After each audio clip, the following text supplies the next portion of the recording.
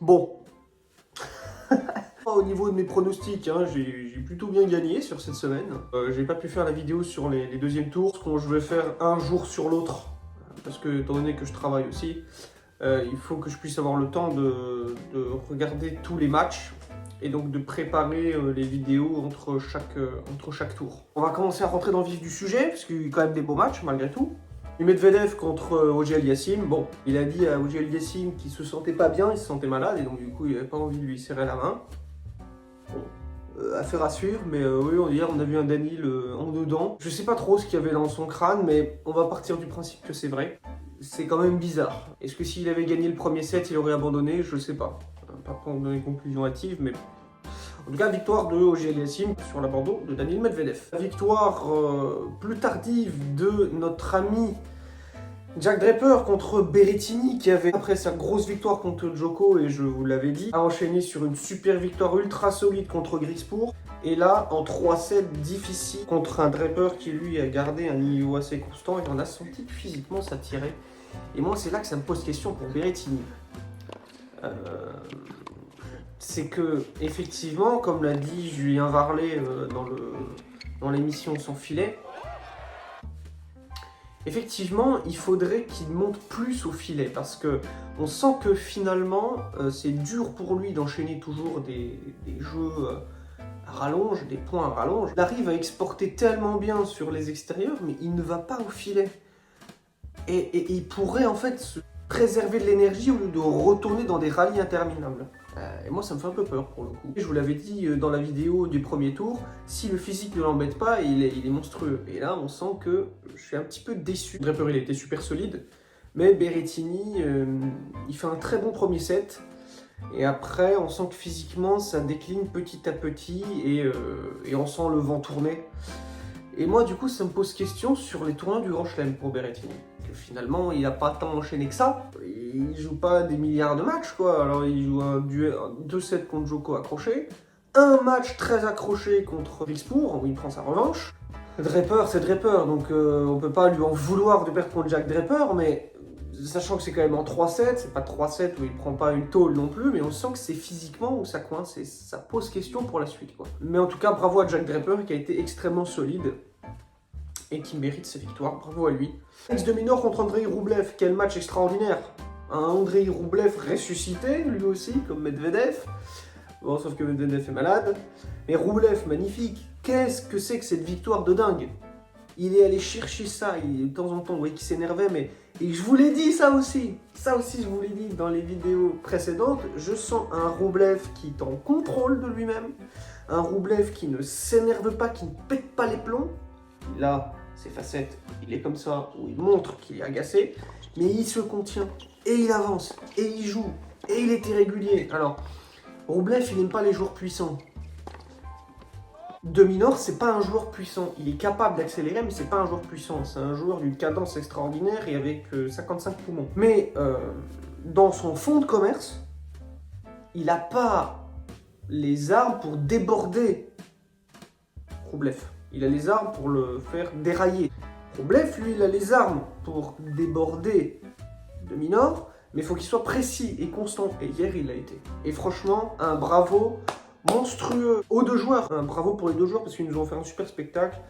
Et Roublev qui sauve des balles de match, qui ne mettant pas des balles de match parce qu'il break dans le troisième et il se fait débreaker, machin, ça peut lui monter au cerveau. Il a des balles de match sur le service après de Minaur qui convertit pas. Mais waouh, Roublev, qu'est-ce que c'était fort, quoi. Là, la cadence, elle était incroyable. L'horloge, elle était à l'heure. Et quand il joue comme ça, c'est monstrueux. Donc bravo Roublev, c'était très bon. Bravo à Roublev. Bon, Carlos Alcaraz contre Jiří Lehečka. Je vous l'ai dit aussi dans la première vidéo. Lehečka, s'il jouait comme il a joué contre Dimitrov, puis après il a enchaîné contre Marozsan en 2. Bon, en jouant comme ça, il allait faire un bon tournoi, voire même un très bon tournoi. Et puis là, bah je sais pas. C'est compliqué à dire parce que ce match, il doit pas le perdre, Alcaraz, c'est pas possible. Mais Lehečka, il a très bien joué, mais je sais pas trop ce qui se passe dans la tête de Carlos Alcaraz, objectivement. Il fait tout mieux que Jiří Lečka, peut-être. Mais il doit pas perdre ce match, en fait. Ça, c'est des vrais match tests pour Alcaraz. Et je dis pas qu'il a pas le droit de perdre. Attention, il a le droit de perdre. Et Lečka, il fait un très bon match. Et il joue très bien. Perdre contre Lečka en 3-7, un ATP 500. Je me dis, s'il perd contre un tel comme Lečka, il peut tout à fait perdre contre Draper. Perdre contre un Berrettini qu'on a vu contre Griekspoor. Même un mec contre Griekspoor, qui a fait un très bon match contre Berrettini. Je me dis, en fait, ce genre de joueur... En fait, à partir du moment où il perd ce match contre Lečka, ça donne des signaux à tout un tas de joueurs qui sont en forme. Un Félix Auger-Aliassime, un très bon Félix Auger-Aliassime peut finalement aller embêter Carlos Alcaraz. Alcaraz n'a pas été à son niveau. Tactiquement, c'était pas juste. Et moi, ça me pose question parce qu'on parle d'un mec qui a quand même déjà 3 grands chelems dans les pattes. J'avoue que je ne sais pas. Mais perdre contre Jiří Lečka en quart de finale... On est en quart de finale, quoi. C'est un quart de finale d'ATP 500. Parfois, je me demande s'il touche pas maintenant ses limites, que les joueurs ne l'ont pas identifié, qu'ils savent qui il est, et que finalement, ils vont réussir à le faire dérailler. Moi, je pense que c'est dans la tronche. Et parfois, il manque de maturité. C'est ça qui est dingue, c'est qu'il y a déjà 3 grands chelems. Masters 1000, tutti quanti. Une fois, on ne dit pas qu'il n'a pas le droit. Mais pas comme ça. Faut que normalement les mecs, quand ils battent Carlos Alcaraz, on parle de Carlos Alcaraz, quoi, le néo-Federer, voilà, dans le style de jeu. Mais là, Lečka fait un très bon match, mais il a fait d'autres matchs aussi bons l'année dernière. Il a tenté sa chance et il a très bien joué. Mais j'ai pas trouvé que Lečka jouait top 5 mondial, quoi. Enfin, ce que je veux dire, c'est que dans des conditions pareilles, je vois pas comment est-ce qu'il peut dépasser Sinner. Sinner n'est pas là pendant 3 mois. C'est le moment de faire le plein de points, d'aller chercher des performances pour se mettre en confiance. Le dur américain, il est pas très différent en termes de surface du dur là à Doha. Je sais pas ce que ça va donner. Donc pour moi, c'est Pastille rouge pour Carlos Alcaraz. Mais je sais pas au niveau des déplacements, c'était pas toujours juste. En mettre toujours trop. Vouloir trop en faire, je pense que Carlos Alcaraz, il doit contenir son jeu, contenir ses émotions tennistiques. Il faut qu'il se sinnerise un peu. Il faut intérioriser, il faut arrêter de vouloir faire des coups gagnants extraordinaires, de vouloir faire lever le public, de vouloir créer Bamo.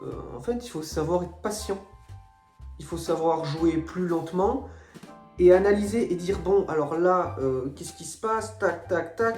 Et un mec comme Carlos Alcaraz doit trouver des solutions parce qu'il sait tout faire. Il sait absolument tout faire mieux que tout le monde sur ce circuit. Quand on regarde finalement l'ensemble du tournoi, 4-4 contre Cilic, donc qui a l'EHPAD. Perdre un set, alors prendre 5 jeux dans la tronche par Luca Nardi, même si, comme on l'a dit, Nardi avait joué le feu pendant 4 jeux, mais c'est Carlos Alcaraz, bon d'accord, très bien. La particularité des grands joueurs, Federer, Djokovic et Nadal, c'est que dans les moments de fire, ils laissaient passer, mais ils climatisaient. Ça climatisait. Et le set, il le remportait. Ces matchs-là, contre Nardi, ça gagnait en 2. Ça gagnait en 2. Ça me fait un peu peur pour la suite, de perdre en quart de finale comme ça. Bon. Les matchs à Rio, là je suis obligé d'applaudir, de me lever, mais je vais pas le faire.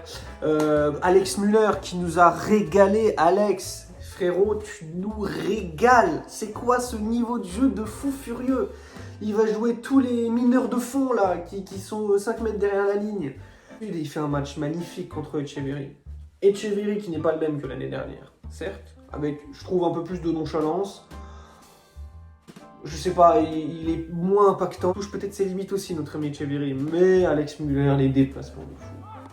Les amortis de malade, les accélérations en revers et en coup droit. Mais là, Alex, moi je veux te voir à Roland.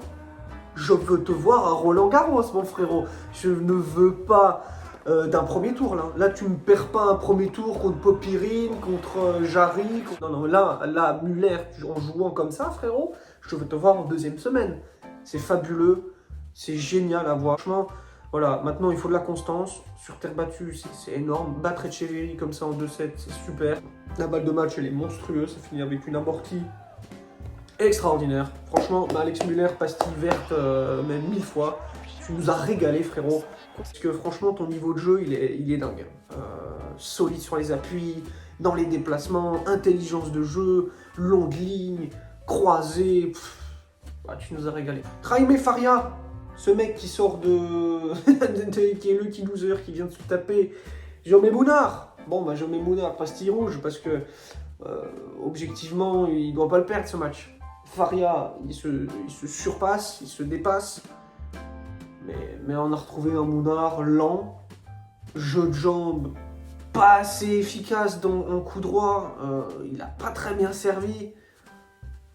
C'est une grosse sous-performance. Faria, très bien joué, il avait cette capacité, une préparation assez longue en coup droit pour aller chercher de la belle longueur, à retrouver le Mounard habituel, malheureusement. Moi j'ai vu un Mounard trop sûr de lui, et souvent les réactions à l'orgueil comme ça, les mecs en face, tu joues pas? Oh, tu joues comme ça? Ok, très bien, tu me laisses jouer mon jeu, je vais y aller, je vais foncer. Mais victoire méritée.